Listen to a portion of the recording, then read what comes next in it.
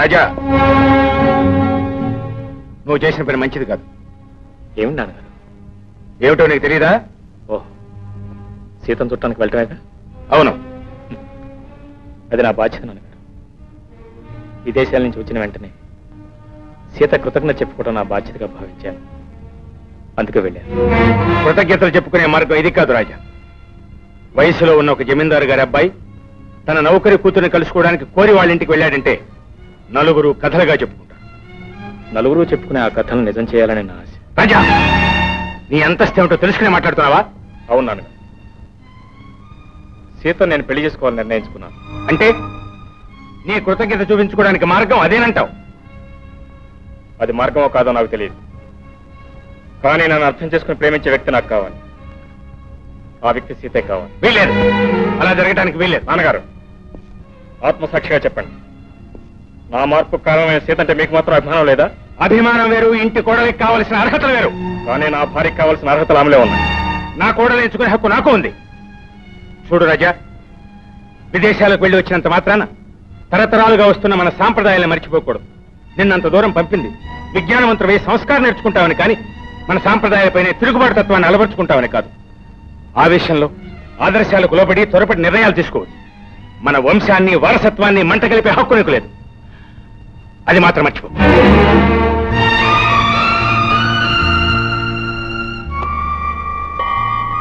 చిన్నబాబు, మీ అంతస్తు మర్చిపోయి మాట్లాడుతున్నారు. అంతస్తుల కోసం మనసుని మమతని లెక్క చేయని మా నాన్నగారిని కూడా ఎదిరించి వచ్చాను. నీ మనసు నాకు, నా మనసు నీకు తెలుసున్న నమ్మకంతోనే సగర్వంగా ఎదిరించి వచ్చాను. అమ్మా, నువ్వు ఇక్కడున్నావా? నీకోసం నేను ఎక్కడెక్కడో వెతుకుతున్నాను. నువ్వు ఇక్కడ చిన్నబాబుతో. శేషయ్య గారు, మీరు ఆశ్చర్యపోనంటే ఒక విషయం చెప్తాను. సీతను పెళ్లి చేసుకోవాలని నేను విదేశాలకు వెళ్ళకముందే నిర్ణయించుకున్నాను. అవును శేషయ్య గారు, ఇది తొందరపాటులో తీసుకున్న నిర్ణయం కాదు, ఆవేశంలో అనుకున్న ఆలోచన కాదు. మీరు అనుకుంటే సరిపోతుందా బాబు? తమరు కలవారి బిడ్డ. ఈ పేదంటి బిడ్డని పెద్దయ్య గారి ఇంట్లోకి రానిస్తారా బాబు? పోనీ నన్ను మీ ఇంట్లోకి రానిస్తారా? బాబు, శేషయ్య గారు, మనిషికి మనిషికి మధ్యన ఉన్న అడ్డుగోడలు కూలిపోతున్నాయి. రేపటి మనిషి మనుగడకు వాళ్ళ మనసులే సమాధానం చెప్తారు. ఇప్పుడు మీ సాక్షిగా, దేవుని సాక్షిగా సీత నేను భార్యాభర్తలం కాబోతున్నాను.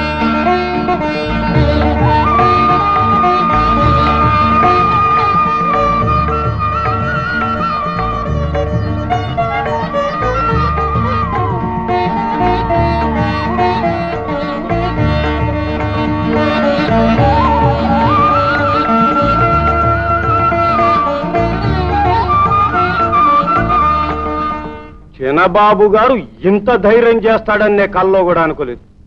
ఎక్కడన్నా ఇంత ఎలుకల మందు చూడండి, ఇద్దరు మింగి చేద్దాం. ఏడిషా, దీనికి ఏదైనా విరుగుడు ఆలోచించాలి. ఏం ఆలోచిస్తాం మన బొందలు? మన బాధ్యత ప్రకారం పెద్దయ్య గారికి చెబుదాం. ఆయన వాళ్ళ కాళ్ళు ఎరగొడతాడు, మన పీడ వదులుతుంది. వద్దు, ఎంతైనా కన్న కొడుకు మీద అంత అఘాయిత్యం చేయడు. పైగా ముసలాడితే జాలిగుండు. ఎప్పుడో ఒకప్పుడు ఎలాగోలా కలిసిపోతారు. ఇప్పుడు ఏం చేద్దామంటారు? ఏం చేద్దామా? అయ్యి బాబాయ్, అగ్గి!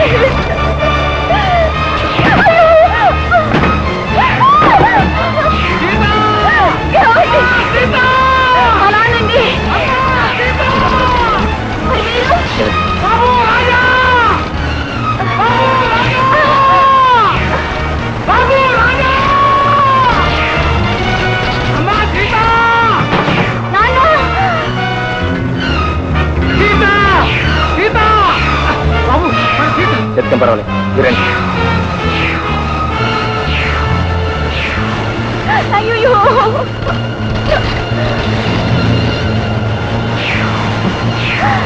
నాన్న అమ్మా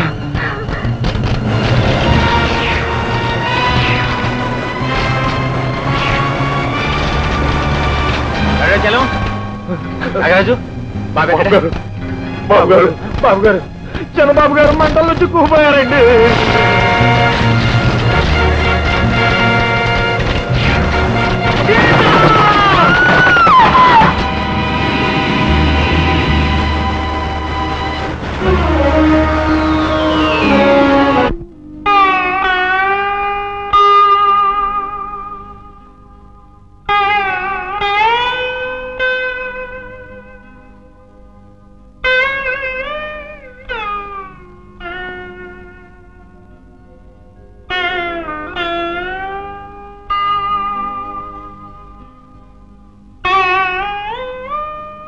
బాబు గారు భోంచెద్దురు గాని రండి.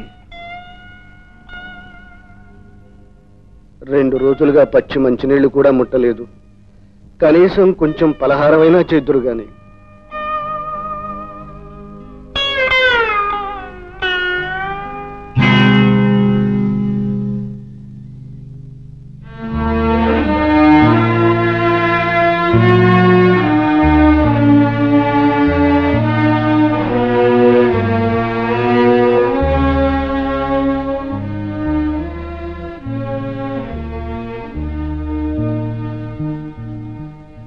బాబు గారు అన్నీ తెలిసిన మీరే ఇలా అయిపోతే ఎలా చెప్పండి? కొండంత ఈ ఆస్తి లంకంత ఈ దివాణం ఎవరు చూసుకుంటారు చెప్పండి? ఒక్కగానొక్క కొడుకు వంశోద్ధారకుడే పోయిన తర్వాత ఈ ఆస్తిపాస్తులు ఎందుకు, ఎవరి కోసం? రేపే ఏ అనాథ శరణాలయాన్ని కోరాశాను. తొందరపడకండి బాబు గారు, తొందరపడకండి. నాగరాజు, ఆ భగవంతుడే తొందరపడి నా బిడ్డను తీసుకెళ్ళాడు. ఆ భగవంతుడే తొందరపడ్డాడని మీరే అంటున్నారు కదా బాబు గారు. మరి మీరు కూడా తొందరపడి ఈ ఆస్తిపాస్తులన్నీ ఎవరి పరమో చేస్తారా? నేను తలదాచుకోవడానికి ఇల్లు చాలు నాగరాజు. తక్కిన ఆస్తి అంతా ఈ అనాథులకు చెందేటట్లు చేస్తే వాళ్ళకైనా సద్వినియోగపడి నాకు కొంత మనశ్శాంతి కలుగుతుంది. బాబు గారు, ఈ రోజుల్లో అనాథ శరణాలయాలు ఏమీ చిత్తశుద్ధితో పనిచేయటం లేదు. పోనీ దేవాలయాల విషయం చూద్దామా అంటే అవి కూడా అంతంత మాత్రంగానే ఏడుస్తున్నాయండి. మీరు అంతగా అనాథ శరణాలయానికే రాసి మీకు మనశ్శాంతి కలిగించుకోవాలనుకుంటే నేనే ఒక అనాథ శరణాలయం కట్టిస్తాను బాబు గారు. నేను ఒక దేవాలయం కట్టించి బ్రహ్మ విష్ణు మహేశ్వర్లకి ముగ్గురికి పూజలు జరిపిస్తానండి. ఏదో నా మీదున్న అభిమానం కొద్దీ నన్ను ఓడించడం కోసం ఇలా మాట్లాడుతున్నారు, కానీ మీకు ఆ బరువు బాధ్యతలు అప్పగించడం నాకు ఇష్టం లేదు. ఏదైనా మంచి సంస్థను చూడండి, వెంటనే రాసేస్తాను.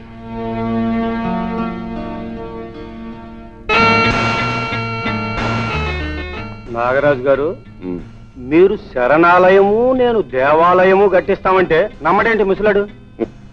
ముసలాడు కదా, కాస్త చాదస్తం ఎక్కువ, అందుకే తొందరగా నమ్మడం. మనం మంచిగా చెప్తే వెంటం లేదు కదా, ఇప్పుడేమిటి మార్గం? దుర్మార్గమే. ఈ ఆస్తి రాయిపోయే అనాథ శరణాలయం నేను, అయితే దేవాలయం నేను. సింపుల్.